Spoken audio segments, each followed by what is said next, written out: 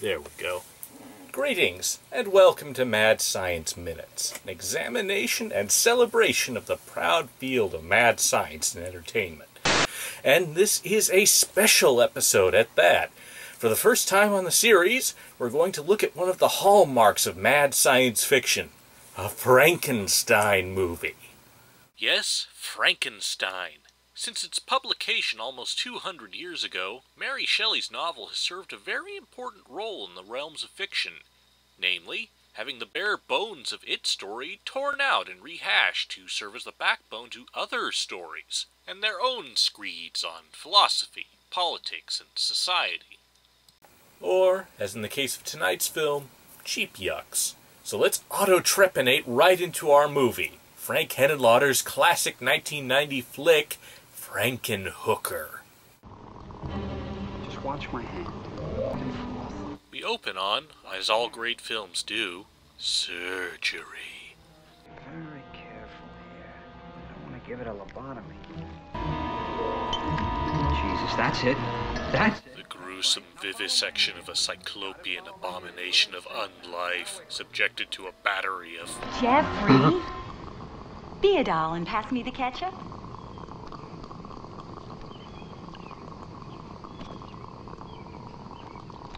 Sorry. Thanks, hon. As it turns out, our film's Mad Doctor is swirly star James Lorenz as Jeffrey Franken, a 3-time medical school expellee and a current New Jersey Electric ranker. And this is the birthday party for the father of his fiancée, Elizabeth Shelley. Did you get it? A congenitally unflappable young lady played by penthouse pet Patty Mullen in a fat suit. I'd actually go so far as to say that the character herself is in a fat suit.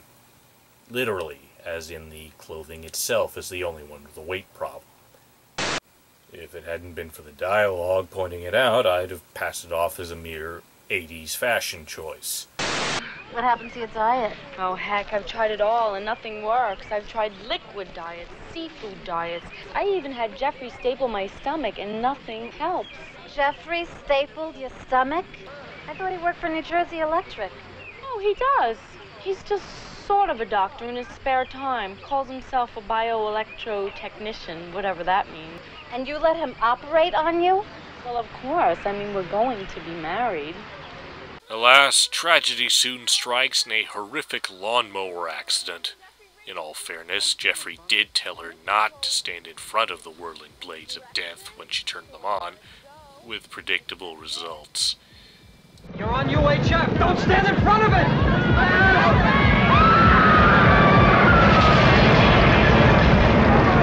After the title/Easter egg-filled montage of Jeffrey laboring over an electrical diagram of his fiancée's body, the obviously untroubled young technician commiserates a bit by rewatching the world's most tactful news reporter. The girthful fiancée disappeared beneath the blades of the berserk mower that sent her personality raining down upon the horrified birthday revelers. In a blaze of blood, bones, and body parts, the vivacious young girl was instantly reduced to a tossed human salad, a salad that police are still trying to gather up, a salad that was once named Elizabeth. But death Cover the tragedy that took Elizabeth's life, revealing, unsuspiciously, that some of the body parts were missing afterwards. Oh, excuse me. You saw the accident happen? I don't want to talk about it. And you have no idea what happened to the head? I don't know. I didn't see it. The last time I saw it, it was spinning through the air. Why don't you just leave people alone with their grief, huh? He's soon consoled by his mother, Mary Hartman. You know, it's not right for you to spend the rest of your life in here. Elizabeth's dead. Life goes on. I mean, you've got to find yourself another girl. That's what I'm working on, Ma. Well, you don't find someone by hiding from the rest of the world. or keeping yourself cooped up in here, or in the garage, or in that stupid power plant. And I really thought that someday you would become a great doctor. I mean, I never thought that you would throw it all away for some silly fuse box or... Oh, my God. Look. Look. You're working fine now. What is he? I'm not sure. Why is there a water bell in there? I'll tell you later. I'm worried about you. Yeah, well, so am I, Ma. Like, my reasoning is all, twisted and distorted, you know? I seem to be disassociating myself from reality more and more. I'm antisocial. I'm becoming dangerously amoral. I mean, I feel like sometimes I'm plunging headfirst into some kind of black void of sheer, utter madness or something. Do you want a sandwich? No, thanks. I'm dangerously amoral. No one ever offered me a sandwich. But as it turns out, Jeffrey's been assembling a private lab in his garage, presumably of parts stolen from the power plant, and has been keeping Elizabeth's head preserved in a vat of fluid. All standard stuff, really. He's just been waiting for a large enough thunderstorm to power it and the right body parts to create the perfect body, which he explains via porno photo collage to Elizabeth's severed head over dinner. Very good. Nice and easy. You like that Beaujolais, don't you? Alright, this might be a tad abnormal. However, all his efforts have left Jeffrey more than a little rattled, not only over the technical and moral issues. I can't feel guilty now. I just want to bring you back, Elizabeth, you know. I mean, in order for you to live, I mean, somebody's got to take your place, you know? I mean, somebody has to die for you to live. But at a loss on where he can find enough good body parts on a deadline. We have some very exciting weather arriving here in about 2 days. More thunder and lightning and electricity than you've ever enjoyed before. And just right for you mad doctors out there. It's great. 2 days. 2 days. I gotta find her fresh parts in 2 days. Thus, he decides to stimulate his imagination manually. Gotta get radical here. Some people need drugs. Some people need booze. I just need a little surgical assistance.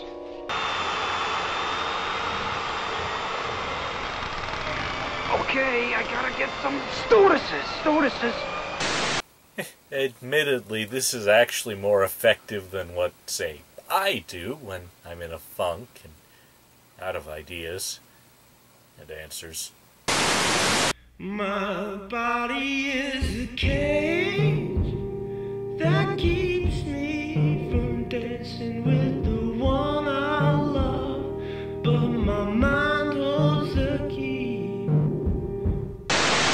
After the false start of a scheme involving stewardesses... It's no good, that's not gonna work, that's ridiculous. Nobody's gonna believe that. Okay, how stupid they are. Our, hero has an epiphany. Oh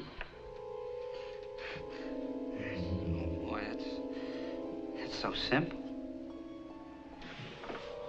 If I need female body parts, then I'll buy female body parts. And there's a place across the river where there are thousands of women anxious to sell their parts. With no questions asked. I do have my Christmas Club account. Oh, this is very busy here tonight. This is like a smorgasbord here. Yeah, this might be easier than I thought. It took him this long to think of killing and dissecting hookers? I don't know if I should be more astonished at his sense of ethics or his appalling lack of imagination. Oh my God, now this is... So, Jeffrey hits the Big Apple, keeping up a delightful line of snark the whole time, not at all to pad the running time. Hey, going out? Want a date? Some action? Need some company? Ain't lonely? Well, you look great. I'm not used to seeing that. You're a Jersey boy, ain't you? Yeah, Jersey. I'm right over the bridge. And under the guise of organizing a beauty contest cum orgy for his sick brother, Jeffrey meets up with local scum lord Zorro, contracting with him for the use of hookers, as well as getting an idea for how to secure the donor parts. Namely, via the angel of the 80s, crack. Don't laugh. This crack shit's killing them. This super crack will get the job done a lot quicker. And without any pain.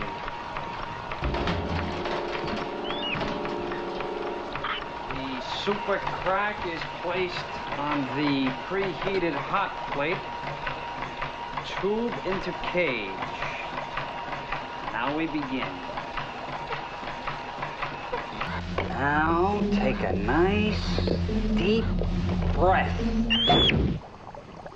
Holy Jesus. With, to his credit, only a slight waver in resolve / psychotic break in the process.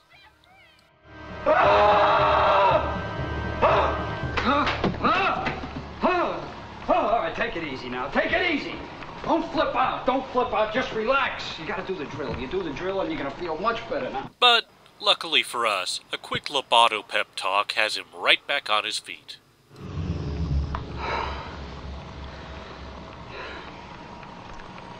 I mean, it's not like I'm committing murder.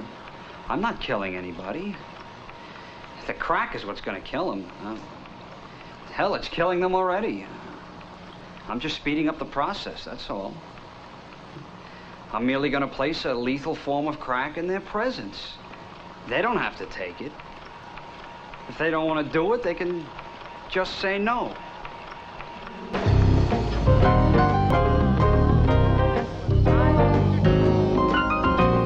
A rather indulgent contest scene follows the next night, which I can technically show most of, where Jeffrey eagerly examines and rates the hooker's body parts. Very nice. These look good.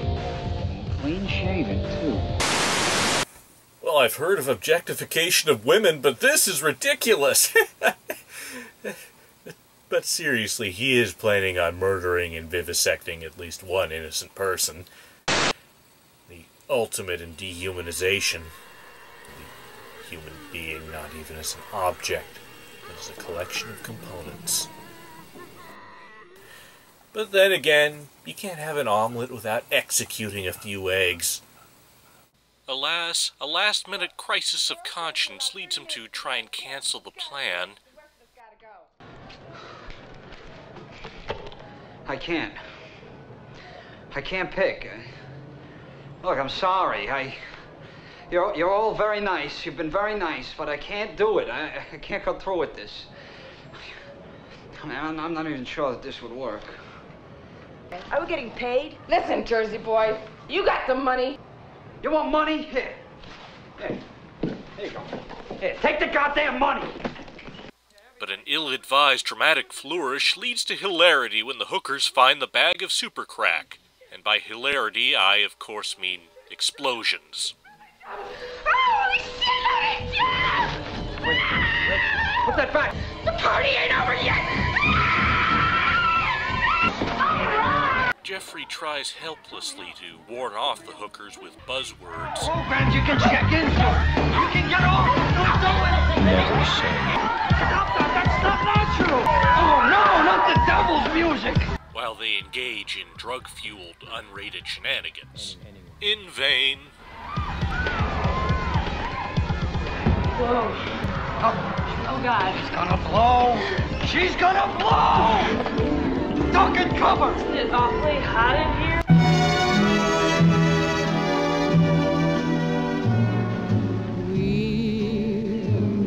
again. Don't know where, don't know when, but I know we'll meet again.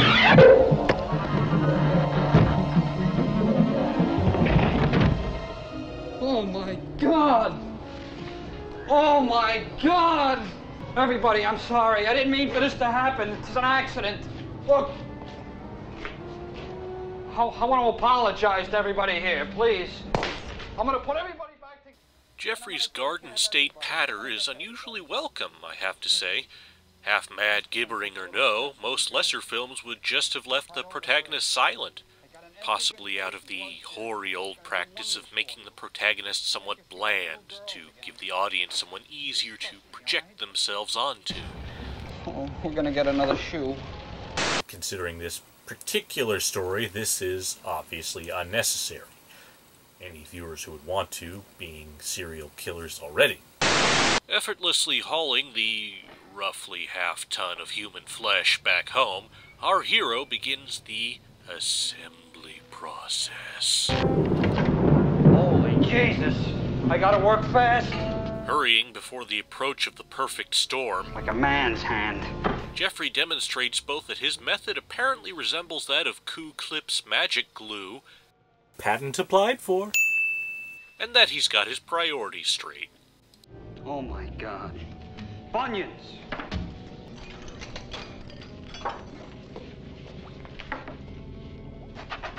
Retrieving Elizabeth's head, Jeffrey takes the responsible step of tossing the unused hooker parts in the preservation tank, promising to the inanimate cadavers that he'll get around to reassembling them as soon as he can. Someone will need to take one for the team when it comes to the heart, spine, large pieces of skeleton, one presumes. Elizabeth, I love you so much. After a heart-to-head talk and a slight hiccup... Whoa, whoa! Whoa, whoa! Okay, it's all right. No harm done. Everything's okay. It's time for the reanimation. Elevate the platform.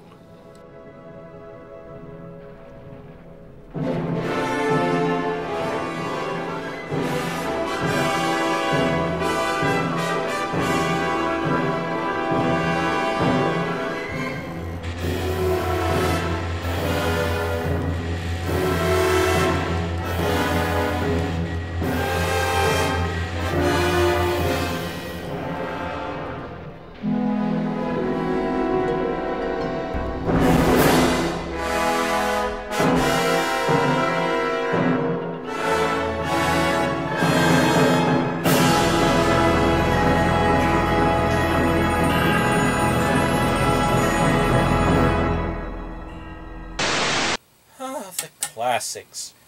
Anyway, surprising as this sounds, the reanimation fails to merely produce long pig kebab, but a living patient. Our title heroine.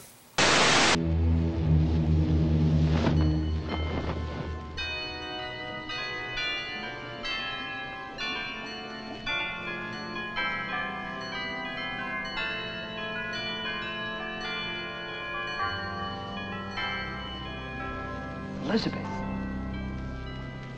Want a date? Going out?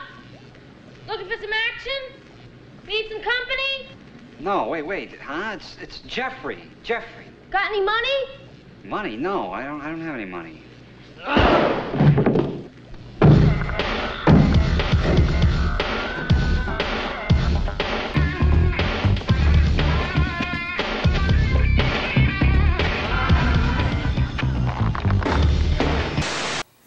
Strictly speaking, this is actually still unusually successful as these experiments go. Sure, the patient is amnesiac and psychotic, but she can already walk, talk, and rebuff deadbeat Johns. Dr. Moreau didn't have that much success preparing a creation with that much self-sufficiency until his second or third monster. Eventually coming to, Jeffrey realizes that the out-of-sorts Elizabeth is likely headed back to Crime Alley in the city and runs off in pursuit, although Frankenhooker has already been propositioning, manslaughtering, and taking on clients in her donor part flashback. In the last case, all three at once. Heaven! It's not sort of hot in here.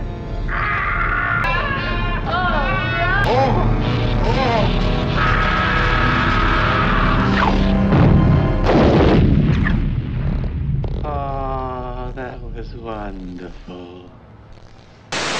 Jeffrey's rather slow on her trail as Frankenhooker accidentally kills two more character actors, including a man I'm pretty sure was Ash.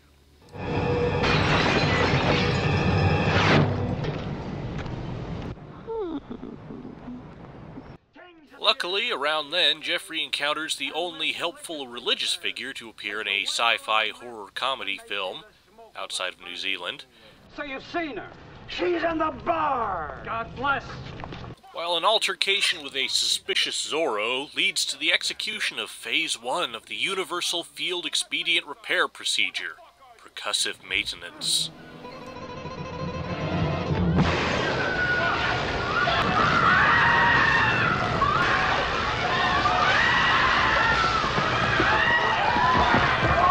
Just step to the side, take it easy. It's like a soccer game. Elizabeth! Elizabeth! Jersey boy. Jesus Christ, Elizabeth. I didn't bring you back to have you hang out in a joint like this. Now, come on, we're going home. Let's go. Spiriting his charge back to the ranch, or lab, Jeffrey secures the hell out of Elizabeth's neck. See, kids? That's why you use neck bolts. Before giving her another jump start, bemoaning his failure at resurrecting her. Elizabeth, I know you're not a hooker. You're not a hooker, Elizabeth. You're not. You're not. Of course I'm not. Why in the world would you ever say anything like that, Jeffrey? Elizabeth, is that you? What are we doing here? And she's back. Huh. Thus, demonstrating Phase 2 of the Universal Repair Procedure, turn it off, then on again.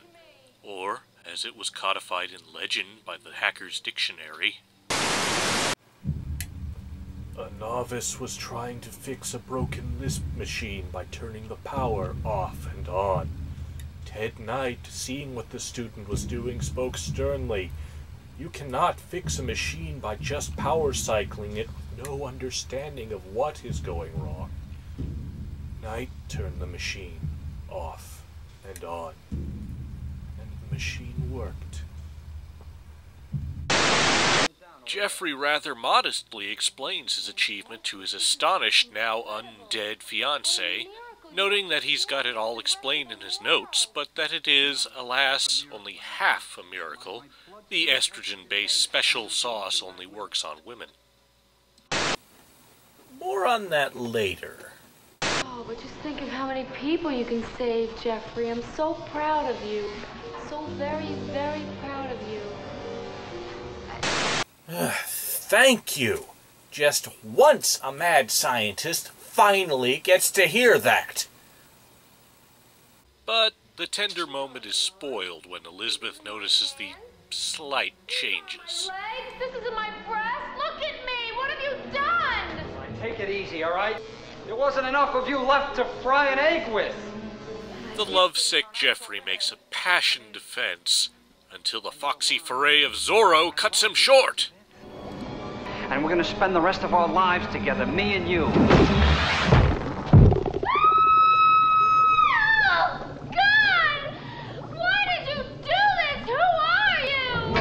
No, the question is, who are you? And for what I've been hearing, your ass is mine. I'm taking possession of it now. You hear me, honey?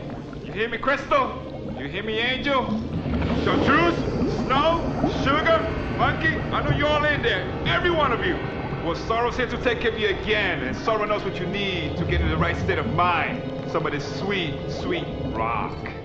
But Zorro's majestic soliloquy is tarnished when he forgets the most important rule of pimpin'.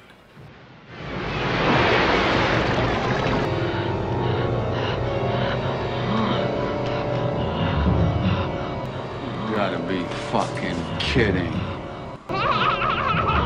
Never wave around a bag of drugs in front of a tank of horrifically mutated hooker creatures.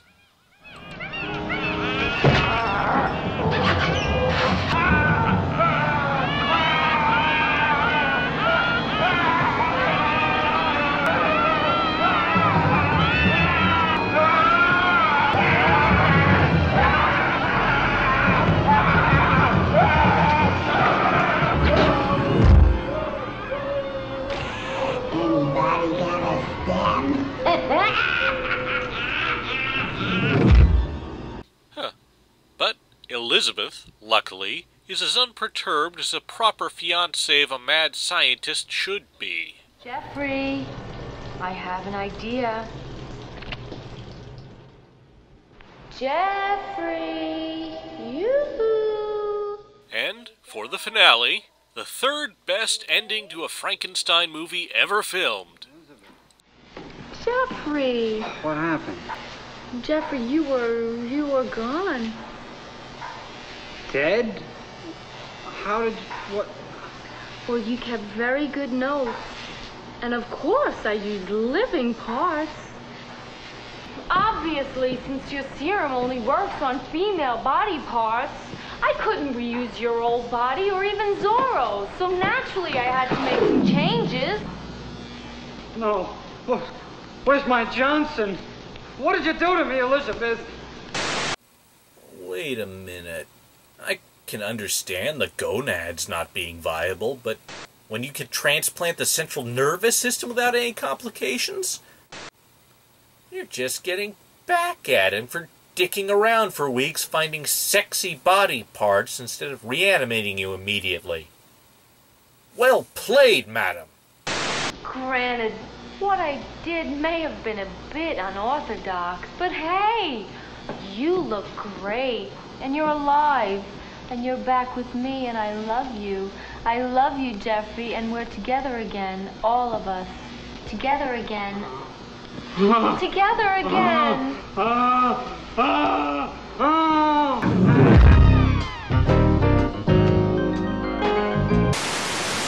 So, that was Frankenhooker, a deceptively simple film from a classic director.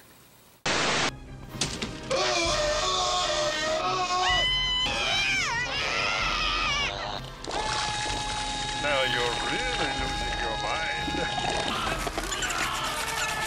Jesus God!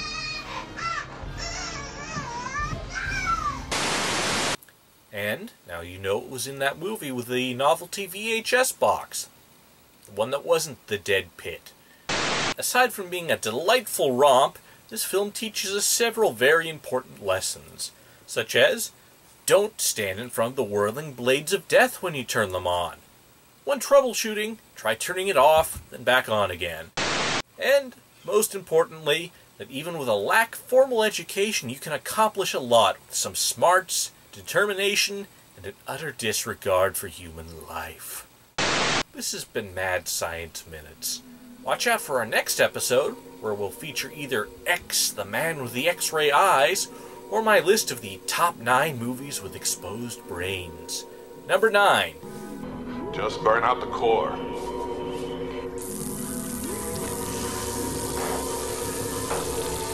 Until next time.